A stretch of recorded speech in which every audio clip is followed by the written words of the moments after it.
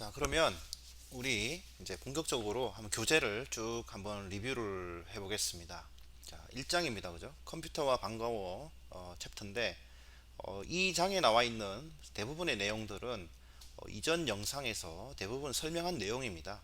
그래서 쭉 설명을 한번 할 테니까 보고 그냥 지나가면 되겠습니다. 자, 컴퓨터가 존재하는 이유는 정보 처리라고 있습니다. 그죠? 정보 처리.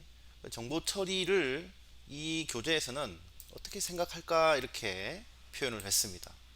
사실은 우리가 생각이라는 것도 어떻게 보면 정보 처리죠. 예, 맞죠? 생각하는 것 자체가 정보를 처리하는 겁니다. 그죠? 그런데 이 컴퓨터의 경우는 이 정보 처리를 할 때 그 자체가 뭘로 어떤 데이터 어떤 것을 기준으로 하는가 하면 0과 1이라는 이진 법으로 이진수로 데이터를 처리한다고 했습니다. 그죠? 지난 시간에. 그래서 전구 하나를 가지고 불이 켜진 것은 1, 그죠? 꺼진 것은 0 이렇게, 그죠? 참은 1, 거짓 0 이런 식으로 이제 표현을 한다고 했습니다. 그래서 전구 하나를 가지고는, 그죠? 참, 거짓, 그죠? true, false, 그죠? 그다음 on, off 두 가지의 어, 값을 우리가 표현할 수 있다 그랬고, 자, 전구가 두 개면, 그죠? 네 가지의 값이 표현될 수 있다고 했습니다. 그죠? 이렇게 맞나요? 그래서 이에 그 비트, 그래서 우리가 그 전구 하나를 마치 비트라고 표현을 했는데요. 그래서 비트를 기준으로 비트 2의 n승 비트만큼 정보 표현이 가능하다 이렇게 설명을 했습니다. 그죠? 자, 그래서 컴퓨터는요, 내부적으로 0과 1밖에 이해를 하지 못합니다. 그래서 기계가 인식할 수 있는, 기계가 이해할 수 있는 언어라고 해서 기계어라고 합니다. 컴퓨터는 기계이기 때문에 기계가 이해할 수 있는 언어만 해독할 수 있습니다. 그 언어가 바로 0과 1로 되어 있다는 거죠. 자, 그러면 우리는 컴퓨터와 대화를 한다고 했어요. 그러면 우리가 컴퓨터가 이해하기 위해서 컴퓨터에게 정보 처리를 하도록, 정보 처리를 시키기 위해서 0과 1로 사실은 명령을 내려주어야 합니다. 그런데 우리 인간은 0과 1 가지고 명령어를 내릴 수는 있지만 상당히 번거롭겠죠. 여러분도 생각해 보세요. 1과 1을 더하기 위해서 1과 1을 더해 달라고 요청하기 위해서 01, 01, 01, 01, 0과 1로 되어 있는 코드를 만들어서 우리가 실행을 시킨다면 여러분들 컴퓨터 그거 사용하겠습니까? 그죠? 쉽지 않죠. 그죠? 사용하고 싶지 않죠. 지금은 말로 1과 1 더하기 1은 뭐야? 이렇게 말로 해도 요즘엔 컴퓨터가 다 해석을 하죠. 그죠? 처리를 하죠. 그런데 마치 우리가 0과 1 가지고 0과 1의 조합을 만들어서 덧셈을 명령을 내린다면 상당히 번거로운 일이 될 것입니다. 자, 그래서 이 토끼가 이제 말로 하니까 인간의 언어로 하니까 에러가 나고요. 이렇게 0과 1로 뭔가를 던지니까 출력 계산이 돼서 1이라는 답이 나옵니다. 그죠? 예, 이런 이제 문제가 생기는 거예요. 그래서 이제 그 징검다리 역할을 하는 것이 바로 프로그래밍 언어다 이렇게 얘기를 합니다. 그죠? 그래서 사람과 인간과 기계 사이에서 어떻게 보면 중개 역할을 하는 것이 프로그래밍 언어다 이렇게 하는 거죠. 컴퓨터와 대화할 수 있는 어떻게 보면 통역을 해주는, 그죠? 이런 역할을 해주는 거예요. 인터페이스 역할을 하는 거죠. 그래서 그 프로그래밍 언어의 종류는 다양합니다. 그죠? 다양해요. 지금 근데 그 프로그래밍 언어 중에서도 우리는 파이썬을 공부한다라는 겁니다. 파이썬. 그래서 뭐 프로그래밍 언어 중에서는 뭐 C 언어도 있고 우리가 배우는 파이썬도 있고 자바스크립트도 있고, 그죠? 자바도 있고 R이라는 통계 전용 언어가 있습니다. 자, 그런데 언어는요 공통성을 갖고 있습니다. 프로그래밍 언어는요 공통성을 가지고 있습니다. 자, 지난 시간에 컴퓨터 존재 이유가 정보 처리라고 했는데 정보 처리를 하려면 기본적으로 세 가지가 필요하다고 있어요. 자, 정보를 받아야 됩니다. 입력을 받아야 되고요. 그 다음에 처리를 해야 되고요. 그 다음에 출력을 해야 됩니다. 맞나요? 어떤 언어든 컴퓨터 정보 처리에 처리를 위해서 존재했잖아요. 그죠? 그러면 그 세 가지를 제어하기 위해서 우리가 프로그래밍 언어를 배운다고 했습니다. 그러면 모든 언어들은 프로그래밍 언어들은 공통적인 요소를 갖고 있다. 이렇게 이해하면 되겠습니다. 그래서 하나의 언어라도 정확하게 이해를 하고 있다면 나머지 언어를 배우기가 수월하다. 이렇게 얘기를 할 수 있습니다. 물론 조금 더 시스템 레벨, 로우 레벨에 접근할 수 있는 기능이 있냐 없냐에 따라서 학습을 하는 조금 접근 방법이 약간 다를 수는 있어요. 예를 들어서 C 언어는요 메모리를 직접 접근할 수가 있습니다. 포인터 개념을 가지고 예, 좀 기계와 가까운 시스템 레벨에서 우리가 컴퓨터 시스템을 접근할 수 있습니다. 그죠? 예.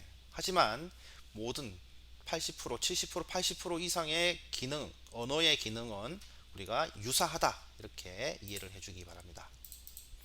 그래서 이제 컴퓨터에게 말을 건다. 말을 건다는 것은 정보를 처리시킨다. 이런 말입니다. 그죠? 이제 대화를 하겠다라는 겁니다. 그죠?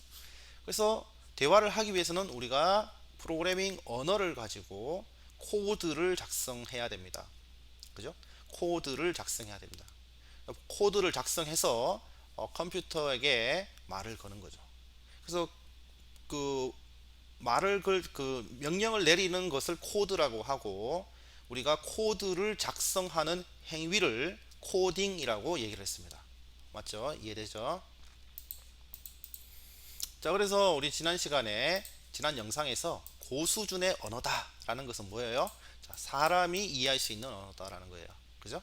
그 중에는 C 언어, 자바, 파이썬, C# 이런 것들이 있고, 자, 이런 언어들을 최적화시키는데 번역기라는 것이 있습니다. 그때 컴파일 방식과 인터프리터 방식이 있습니다. 근데 우리가 배우는 이 파이썬 언어는요, 자, 인터프리터 언어입니다. 바로 해석을 해서 실행을 합니다. 대신에 이 C 언어하고 자바는요, 어떻게 보면 C 언어는 100% 컴파일러를 이용해서 중간 목적 코드를 생성한 다음에 실행을 하고요. 자바는 클래스를 만들어서 가상 머신에서 실행하는 언어가 되겠습니다. 근데 우리는 파이썬을 작성하고 나서 어떤 목적 코드를 만들거나 중간 단계가 없이 바로 실행을 할 수 있습니다. 자, 그런 언어를 우리는 인터프리터 언어다 이렇게 이해를 하면 되겠습니다. 그러면 이 인터프리터가 기계어로 변환을 해서 CPU에 맞게끔 변환을 해서 실행을 하게 됩니다. 자, 그래서 이 프로그램은 뭐라고요? 프로그램은 다시 설명하면 자, 프로그램은 컴퓨터에게 어떤 작업을 시키기 위해 만든 코드의 모음이다. 코드의 모음이다. 자, 프로그램은 모음인데 이걸 조금 더 정확하게 설명을 하자면 어떤 작업을 시킨다라는 것은 정보 처리죠. 어떤 작업을 시키기 위해 만든 코드의 순서다. 순서다. 그죠? 네, 순서예요. 자, 프로그램을 제가 설명을 할 때 어떤 학술 대회에 프로그램을 제가 보여주었습니다. 거기에 보면 프로그램 내용이 있고, 자, 시간이 있고, 순서가 있습니다. 그죠? 자, 어떤 작업을 시키기 위해서는요, 자, 정보를 처리하기 위해서는요, 순서가 있는 거예요. 그죠? 네. 순서가 있는데, 자, 어떤 정보를 처리하는데 순서가 있는데, 항상 선택의 문제가 있고, 반복의 문제가 있다고 했습니다. 중요합니다. 알고리즘이에요. 자, 어떤 작업을 시키기 위해서는 순서가 있어야 되죠. 자, 제가 라면을 끓인다라고 했어요. 그러면 순서가 있습니다. 자, 냄비를 준비한다. 그죠? 물을 붓는다. 자, 끓인다. 수프를 넣는다. 면을 넣는다. 기다린다. 끓인다. 근데 이 순서가 있지만 꼭 지켜야 하는 순서도 있고 지키지 않아도 되는 순서가 있는데, 자, 물을 넣고 끓이는 게 첫 번째예요. 그죠? 그거는 맞아요.